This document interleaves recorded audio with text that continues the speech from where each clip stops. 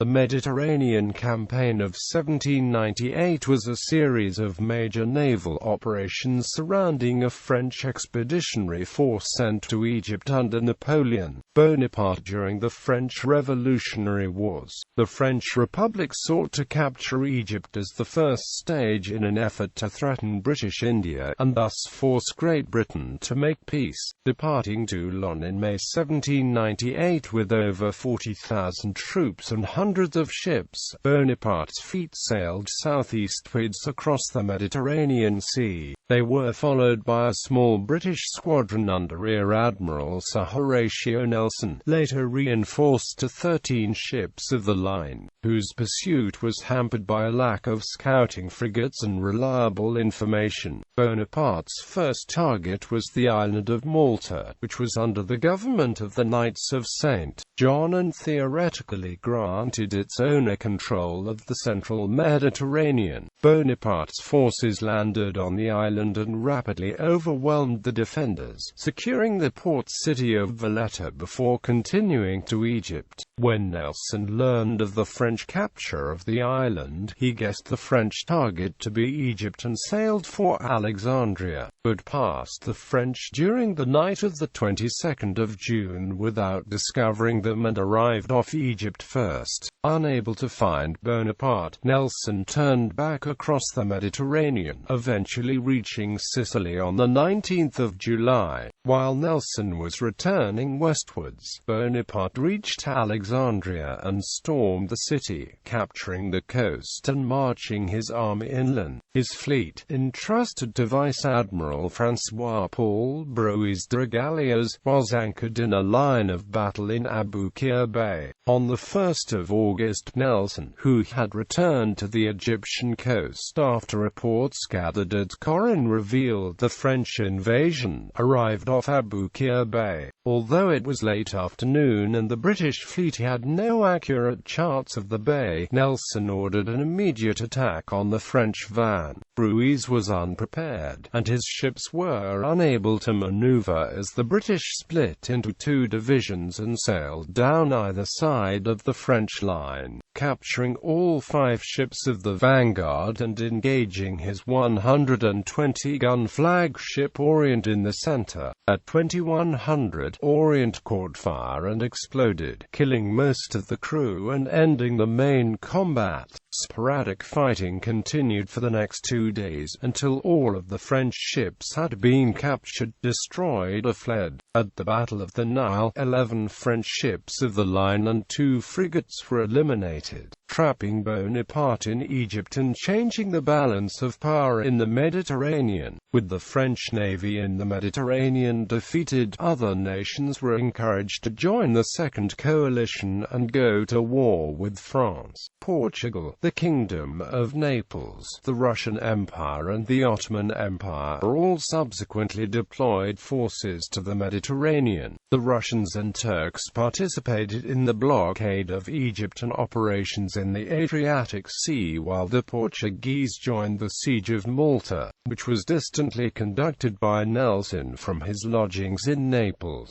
Nelson, who had been wounded at the Battle of the Nile, became involved in Neapolitan politics and encouraged King Ferdinand to go to war with France, resulting in the loss of his mainland kingdom. In the western Mediterranean, Vice-Admiral Earl St. Vincent, who commanded the Mediterranean fleet from off Cadiz, deployed forces against Minorca, rapidly captured the island and turned it into an important naval base. Background: Bonaparte's plan. At the beginning of 1798, the War of the First Coalition had come to an end with French control of northern Italy, much of the Low Countries and the Rhineland, confirmed by the Treaty of Campo Formio. Of all the major European powers that had at one time allied against the French Republic, only the Kingdom of Great Britain remained hostile, and the French Directory determined to end the French Revolutionary Wars by eliminating Britain. A series of invasions of the British Isles were planned, and the 28-year-old General Napoleon Bonaparte, who had defeated the Austrians in Italy the previous year, was assigned to lead the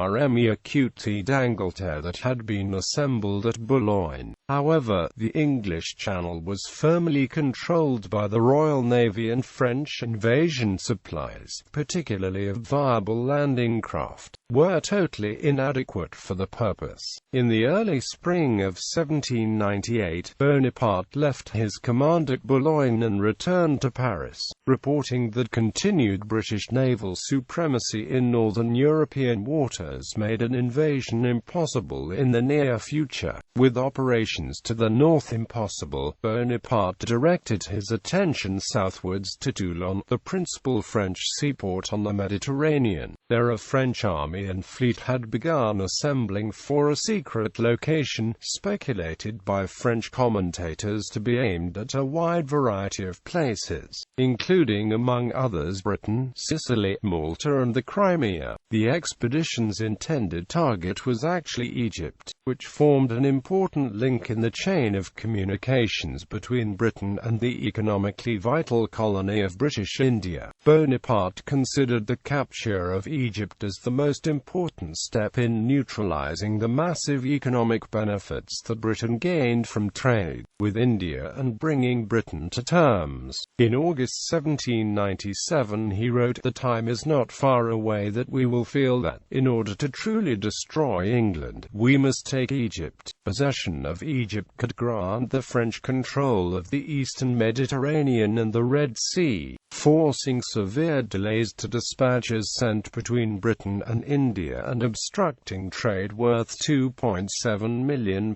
to the British economy. In addition, a successful invasion of Egypt could be followed by a direct attack on British territory in India, possibly in conjunction with the Anglophobic Tipu Sultan of Seringapatam." The French Mediterranean fleet was unopposed at the start of 1798, following the Treaty of San Ildefonso in 1796, in which Spain formed an alliance with France and declared war on Britain. The Royal Navy had withdrawn from the Mediterranean bases of Corsica and Elba. By early 1798, the Mediterranean fleet was based at the Tagus River in Portugal, the one remaining continental ally. With no permanent British fleet in the Mediterranean and an uprising imminent in Ireland, Bonaparte firmly believed that the Royal Navy would be unable to intervene in his plans, even if they should discover them. With passage to Egypt seemingly unopposed, Bonaparte gave orders for a fleet of 13 ships of the line, led by the 120-gun Orient under Vice-Admiral François-Paul Broyes de Galliers, and numerous smaller warships, including the entire Venetian navy, captured the previous year, to prepare for sea. The fleet was to be accompanied by up to 400 transport ships, which were to carry the 35,000 men detailed for the invasion. On the 3rd of May, Bonaparte departed Paris, arriving at Toulon 5 days later to oversee the final preparations. On the 9th of May he reviewed the assembled army and gave a speech announcing that the expedition was bound for an unspecified foreign land. The speech was met with an enthusiastic response from his soldiers, and a revised version subsequently appeared in Le Moniteur Universel and was widely distributed throughout France as a poster. Despite Bonaparte's pronouncement, the French departure was delayed. A strong headwind prevented the fleet from sailing for another 9 days, conditions finally lifting on the 18th of May that permitted the 22 warships and 120 transports that made up the French fleet to sail the following day. St. Vincent's response: Britain was not unaware of French preparations at Toulon and along the Mediterranean coast, but despite sustained efforts by British agents in France, the destination of the French fleet was unknown. Egypt was not seriously considered by the British government. When Secretary of State for War Henry Dundas suggested it, he was urged by Foreign Secretary Lord Grenville to think with the map in your hand, and with a calculation of distances. Letters reached London and St. Vincent at the Tagus describing extensive preparations right along the French and Italian Mediterranean coastlines, but the distances between the base in the Tagus and Toulon prevented any sustained observation of French movements. Urgent orders were sent from Lord Spencer at the Admiralty to Vice-Admiral Earl Street, Vincent, commander of the British Mediterranean Fleet at the Tagus, to dispatch a squadron to investigate under the command of Rear-Admiral Sir Horatio Nelson. Nelson had returned to the fleet 3 days earlier at Lord Spencer's order, following recovery in Britain from the loss of an arm at the Battle of Santa Cruz de Tenerife in July 1797. St. Vincent had already been preparing for an expedition to Toulon with Nelson in mind, and the Rear-Admiral departed the Tagus in his flagship HMS Vanguard on the 2nd of May. St. Vincent was overjoyed to be able to place Nelson in command of the mission, writing that the arrival of Admiral Nelson has given me new life. His presence in the Mediterranean is very essential. However, his preference for Nelson over the more senior admirals Sir William Parker and Sir John Order provoked a storm of protest, which eventually culminated in Order challenging St. Vincent to a duel and being subsequently ordered to return to Britain. On the 9th of May, Nelson collected the ships of the line HMS Alexander and HMS Orion under Captains Alexander Ball and Sir James Saumer as the frigates HMS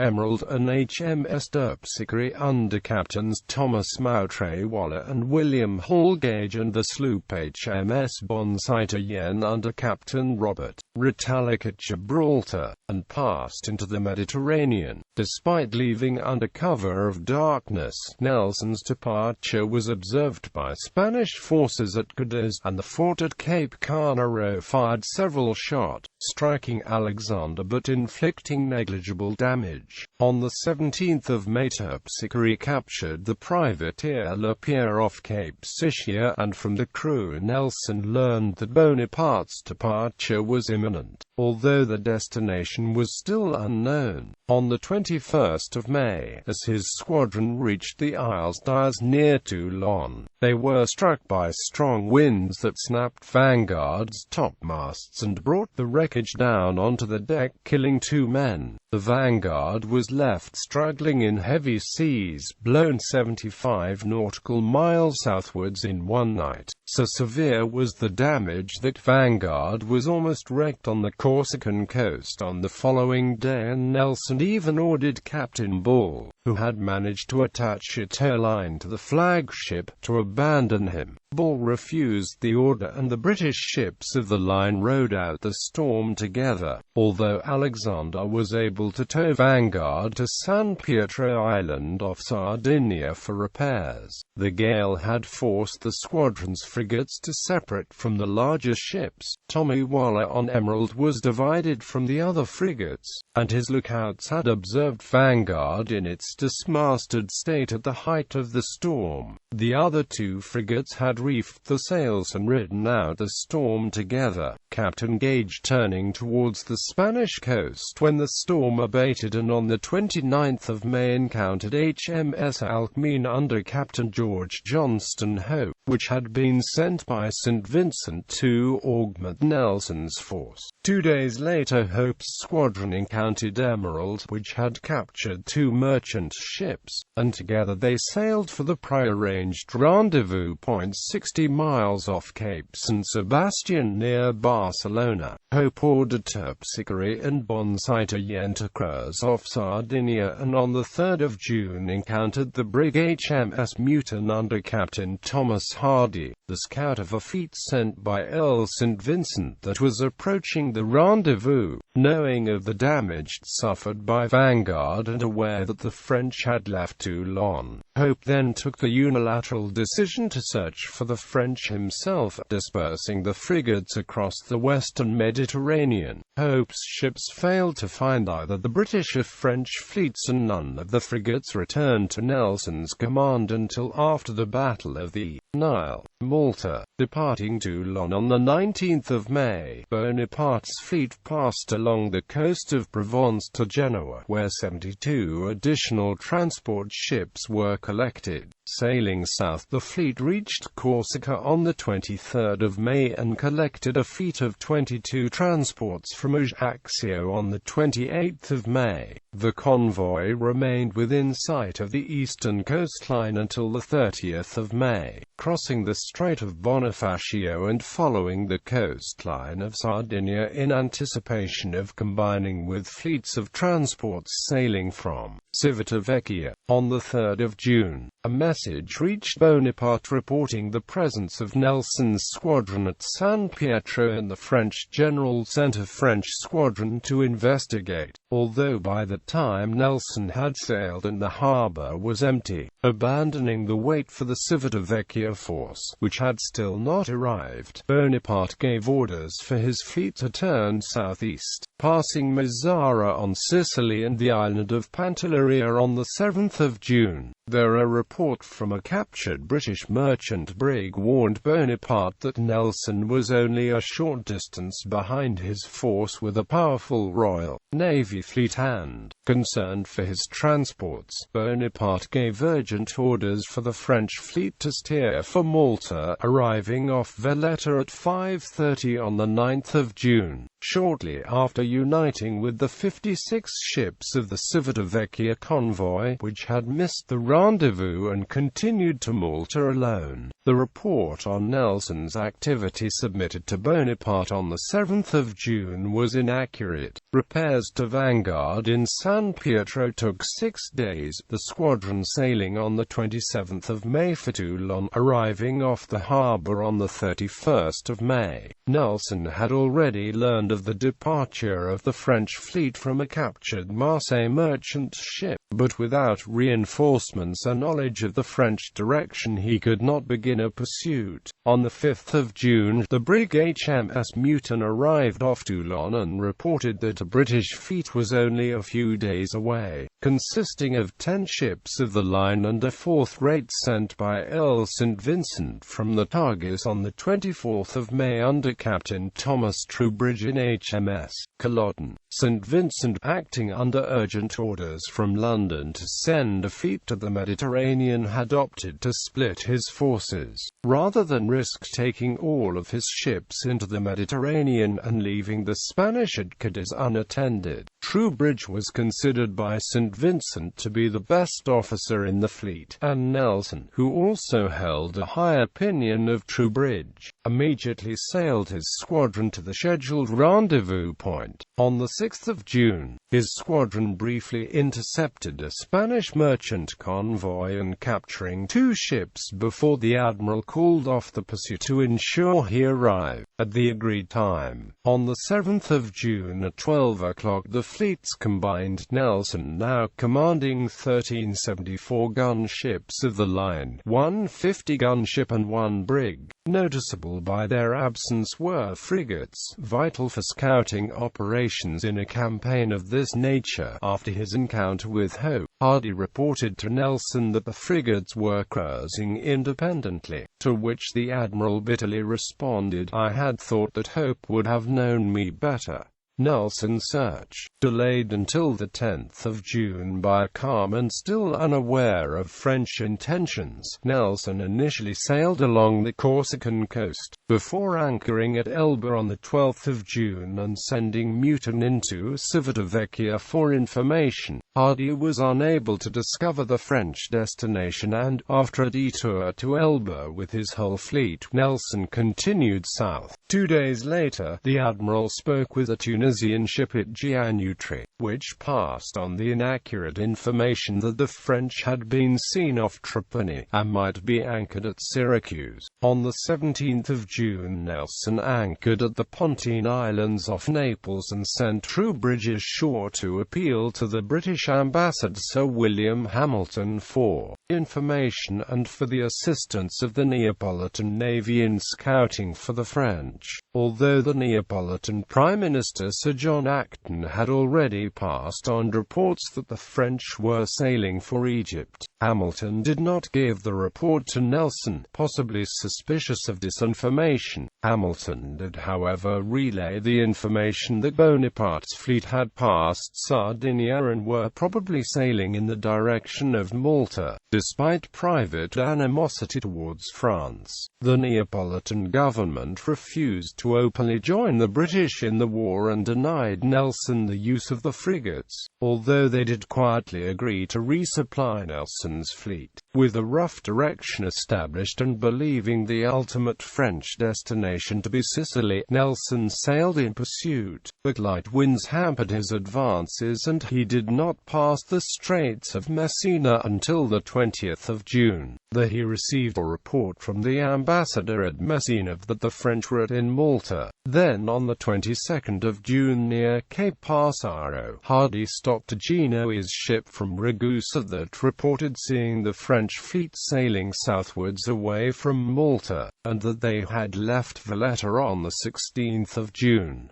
This information was wrong in one important respect. Although preparations had begun on the 16th of June, the French had actually not departed until the 19th of June, and Nelson's fleet was just 60 nautical miles away from Bruges. Nelson decided that the French target must be Egypt to Constantinople and called his senior captains, Saumarez, Ball, Troubridge and Henry Darby, on board Vanguard for a conference. Together these officers determined Egypt as the most likely option, deducing that it was the best location in the Mediterranean from which Bonaparte could threaten India. Consequently, Nelson turned southeast towards Alexandria, exercising his men's gunnery daily to ensure they were ready for the battle he planned. His plan, should his force encounter the French, was clear. Dividing into 3 squadrons, his fleet would strike the French at 3 points. 2 squadrons of 5 ships each would engage the French fleet directly, while the third would separate and attack the transports, sinking or capturing as many as possible. Nelson also deliberately forged close links with his captains at regular dinners aboard his flagship to ensure ease of communication and build confidence between them. He later said of this time that, "I had the happiness to command a band of brothers Bonaparte in Malta while Nelson was gathering his fleet and searching for the French." Bonaparte had secured the first stage of his plan for the invasion of Egypt. Arriving off Malta on the 9th of June, he demanded that the island's ruler, Ferdinand von Hompesch-Zubelheim, the Grand Master of the Knights Hospitaller, to allow his fleet to enter the harbor and purchase provisions. Hompesch refused, insisting that only 2 ships at a time could enter the port. Bonaparte responded by opening fire on the harbor defenses and on the 11th of June landed soldiers at 7 sites around Malta under General Louis Barraghi. Deliers, coming under fire from the 2,000 native Maltese soldiers that mustered against the invasion. Skirmishing continued in the western part of the island for 24 hours, until General Claude Henry Belgrand of Aubois entered Mdina and the defenders withdrew to the fortress of Valletta. The Maltese troops refused to continue the fight without support from the government, and negotiations followed in which Hompesch and the Knights agreed to abandon Malta on condition of financial compensation amounting to 3 million francs. In exchange, Bonaparte gained the entire Maltese archipelago, including fortresses, military stores and cannon, the small Maltese navy and army, and the entire property of the Roman Catholic Church in Malta. The Maltese position had already been severely weakened by the large number of Frenchmen who were part of the order, who refused en masse to take up arms against Bonaparte. The French Revolution expedition had already significantly reduced the Knights' income, and their ability to put up serious resistance to Bonaparte was seriously compromised by a lack of resources. On the 12th of June, Bonaparte finally announced to his troops the destination of the expedition, and on the 19th of June he sailed for Alexandria, initially steering east towards Crete. He left behind Vaubois and 4,000 men to maintain Malta as a base to control the central Mediterranean, to ensure that news of the impending attack on Egypt did not spread ahead of the fleet. Ruiz ordered that any merchant ships that sighted the convoy during the passage were to be seized and detained until his force had reached Alexandria. On the 26th of June, the British gained the first firm intelligence of French intentions, when the frigate HMS Seahorse under Captain Edward Foote encountered and captured the French frigate Sensible, which was returning to Toulon from Malta with a cargo of treasure and wounded soldiers, including General Delires. For these prisoners the destination of the French fleet was discovered, and Seahorse, joined shortly afterwards by Terpsichore, sailed in pursuit, hoping to encounter Nelson.